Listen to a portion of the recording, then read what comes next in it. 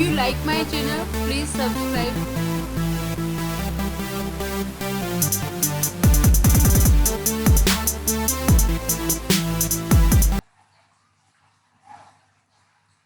Hello friends, this is Nidhi Sharma. Today we will discuss how to solve trend related questions for competitive exams. Tips number 1, यदि हमें दो trains की चाल x और y given है और अगर वो सेम डायरेक्शन में जा रही है तो उनकी चाल होगी x माइनस वाई, और अगर अपोजिट डायरेक्शन में है तो उनकी चाल होगी x plus y. Tips number 2, kilometre per hour को मीटर पर सेकेंड में कैसे चेंज करते हैं. तो इसके लिए हमको जो भी चाल गिवन है उसमें 5/18 का मल्टीप्लाई करेंगे. ये एक फैक्टर है 5/18 का. नेक्स्ट है मीटर पर सेकेंड को किलोमीटर पर आवर में कैसे बदलते हैं. तो इसके लिए भी हमारे पास अनदर फैक्टर है 18/5. टिप्स नंबर 3, यदि कोई ट्रेन पटरी के बगल में किसी पेड़, सिग्नल या खंबे को पार करती है तो रेलगाड़ी अपनी ही लंबाई के बराबर दूरी तय करती है. मतलब रेलगाड़ी की जो लंबाई जो है वो डिस्टेंस के इक्वल होगी. टिप्स नंबर 4, जब दो ट्रेन एक साथ चल रही हों और उनका टाइम T1 एंड T2 हो तो अपोजिट डायरेक्शन में उनका टाइम होगा, जो भी हमें टाइम फाइंड करना हो उसका फॉर्मूला होगा 2T1 into T2 upon T1 plus T2. Same direction में 2T1 T2 upon T1 minus T2. Tips number 5, train की लंबाई जब हमें दो टाइम दिए गए हों तो ट्रेन की लंबाई होगी x T1 upon T2 minus T1.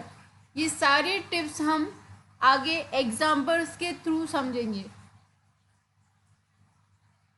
Now competitive exam में पूछे जाने वाले important questions based on tips. Question है 36 किलोमीटर पर आवर की चाल से चल रही एक ट्रेन को 300 मीटर लंबे पुल को पार करने में 50 सेकेंड का टाइम लगता है, तो रेलगाड़ी की लंबाई क्या है. सॉल्यूशन है, माना रेल की लंबाई x है तो टोटल डिस्टेंस क्या हो जाएगी 300 मीटर जो पुल की लंबाई है प्लस हमने जो एज्यूम किया है रेल की लंबाई x. अब हमको मीटर में आंसर निकालना है तो हम 36 किलोमीटर पर आवर को हमें जो फैक्टर गिवन है 5/18 से मल्टीप्लाई करेंगे तो हमारे पास हो जाएगी 10 metre per second. Now time is equals to distance upon speed. तो टाइम हमको दिया है 50 सेकेंड्स, डिस्टेंस हमने कैलकुलेट की है कुल दूरी 300 प्लस x और चार हमने निकाली है 36 किलोमीटर पर आवर को 10 मीटर पर सेकेंड. नाउ अब हम सॉल्व करेंगे. सो 10 इधर आ जाएगा 50 into 10 is equals to 300 plus x is equals to 500 minus 300 that is 200 metre. Next question, यदि समान लंबाई की दो ट्रेन विपरीत दिशाओं में चल रही हैं और वे पटरी के बगल में खड़े लड़के को क्रमशः 5 और 7 सेकेंड में पार करती हैं तो वे एक दूसरे को कितने देर में पार करेंगी. सॉल्यूशन, अब हमें दिया है विपरीत डायरेक्शन एज हमें क्वेश्चन में दिया है और हमने अर्लियर फॉर्मूला टिप्स में पढ़ा था कि विपरीत दिशाओं के लिए t is equals to 2 t1 upon t1 plus t2।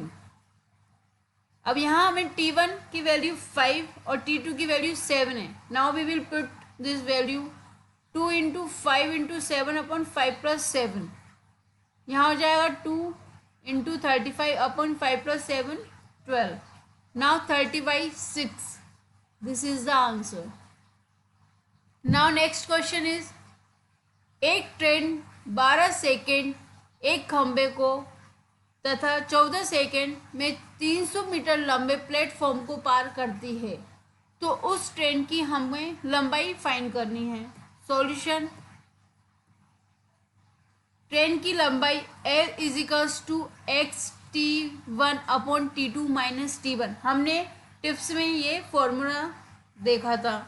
Now we will apply this. तो यहाँ हमारे पास 1 से 300 मीटर लंबा प्लेटफॉर्म, T1 है हमारे पास 12 सेकेंड एक खंबे को, और T2 मीन्स 14 सेकेंड में 300 मीटर लंबे पुल को।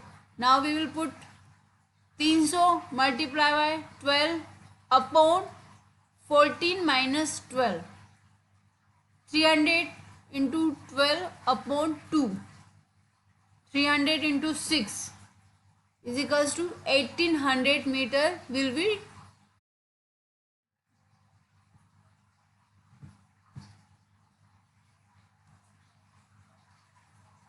Thank you for watching my video. If you like this video, please subscribe and share.